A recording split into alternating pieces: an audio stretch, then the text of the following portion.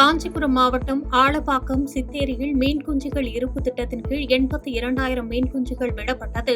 இந்நிகழ்ச்சியில் மாவட்ட ஆட்சித்தலைவர் கலைச்செல்வி, காஞ்சிபுரம் நாடாளுமன்ற உறுப்பினர் செல்வம் மற்றும் உத்தரமேரூர் சட்டமன்ற உறுப்பினர் சுந்தர் ஆகியோர் கலந்து கொண்டு 82,000 மீன் குஞ்சுகளை ஏரியில் வளர்ப்புக்காக விட்டனர். கரூர் கூட்ட நெரிசலில் சிக்கி உயிரிழந்த 1.5 வயது குழந்தையின் தாய் மகேஸ்வரிக்கு உங்களுடன் ஸ்டாலின் முகாம் நிறைவு நாள் விழாவில் நலத்திட்ட உதவிகளை முன்னாள் அமைச்சர் செந்தில் பாலாஜி வழங்கினார்.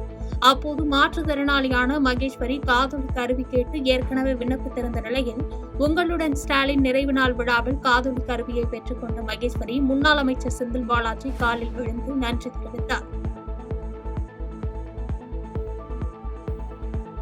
ஈரோடு மாவட்டம் பவானிசாகர் வனப்பகுதியிலிருந்து வெளியேறிய காட்டுப்பன்றி ஒன்று ஊருக்குள் புகுந்து 70 வயது மூதாட்டி ஒருவரை ஆக்ரோஷமாக தூக்கி வீசும் சிசிடிவி காட்சி வெளியாகி அதிர்ச்சியை ஏற்படுத்தியுள்ளது.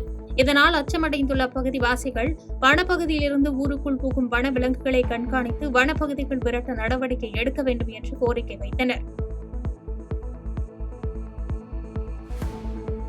புதுச்சேரி மாநிலம் காரைக்கால் மாவட்டத்தில் 300க்கும் மேற்பட்ட விசைப்படகு மீனவர்கள் 9 நாட்களுக்கு பிறகு மீண்டும் நேற்று மீன்பிடிக்க கடலுக்கு சென்றனர். வங்கக்கடலில் புயல் மற்றும் கடல் சீற்றம் காரணமாக விதிக்கப்பட்டிருந்த தடை விலக்கிக் கொள்ளப்பட்ட நிலையில் காரைக்காலில் உள்ள 11 மீனவ கிராமத்தைச் சேர்ந்த 5,000க்கும் மேற்பட்ட மீனவர்கள் மீன்பிடிக்க கடலுக்கு சென்றனர். கோவை மாவட்டம் மேட்டுப்பாளையம் அருகே ஓடந்துறை வனப்பகுதியில் மின்சாரம் தாக்கி காட்டு யானை உயிரிழந்துள்ளது. விவசாய தோட்டம் ஒன்றில் வனப்பகுதி ஒட்டி அமைக்கப்பட்டிருந்த மின்வேலியில் சிக்கியதாக கூறப்படும் நிலையில் வனத்துறையினர் தீவிர விசாரணை நடத்தி வருகின்றனர். திருவள்ளூர் மாவட்டம் ஊத்துக்கோட்டை அருகே இருசக்கர வாகனத்தில் கடத்தி வரப்பட்டு 11 கிலோ கஞ்சா பறிமுதல் செய்யப்பட்டது. காவல்துறை வாகன சோதனையில் கஞ்சா கடத்தி வந்தது தெரியவந்த நிலையில் கஞ்சா கடத்தலில் ஈடுபட்ட அருண், சுபைர், அஜ்மல் ஆகிய இருவரை கைது செய்து ஆரணி காவல்துறையினர் விசாரணை நடத்தி வருகின்றனர். பெரம்பலூர் அரசு தலைமை மருத்துவமனையில் உள்நோயாளியாக சிகிச்சை பெற்று வந்த பெண்ணிடம் பாலியல் சீண்டலில் ஈடுபட்ட மருத்துவமனை பணியாளர் பெரியார் செல்வம் என்பவர் மகளிர் போலீசாரால் கைது செய்யப்பட்டார். இது தொடர்பாக பாதிக்கப்பட்ட பெண்ணின் தாயார் பெரம்பலூர் அனைத்து மகளிர் காவல் நிலையத்தில் அளித்த புகாரின் அடிப்படையில் மகளிர் போலீசார் பெரியார் செல்வத்தை கைது செய்து நீதிமன்ற காவலுக்கு அனுப்பி வைத்தனர். திருவண்ணாமலை மாவட்டம் ஆரணியில் தங்க நகை ஆசாரி வீட்டின் பூட்டை உடைத்து சுமார் 9 சவரன் தங்க நகை மற்றும் 75,000 ரூபாய் ரொக்க பணம் ஆகியவை திருட்டுப்போன சம்பவம் பரபரப்பை ஏற்படுத்தியுள்ளது.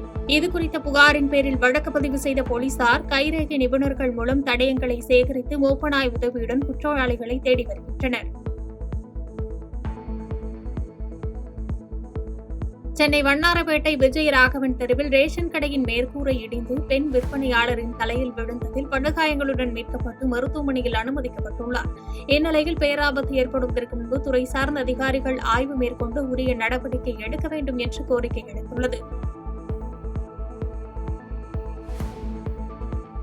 குமரி மாவட்டம் அதங்கோடு பகுதியில் குடியிருப்பு மற்றும் ஐயா வைகுண்டர் பதி கோவில் செல்லும் வழிபாதையை மறைத்து 4 வழிச்சாலை அமைக்கப்பட்டு வந்ததற்கு ஊர் மக்கள் சார்பில் எதிர்ப்பு தெரிவித்து அணுகுசாலை கேட்டு போராட்டம் நடத்தினர்.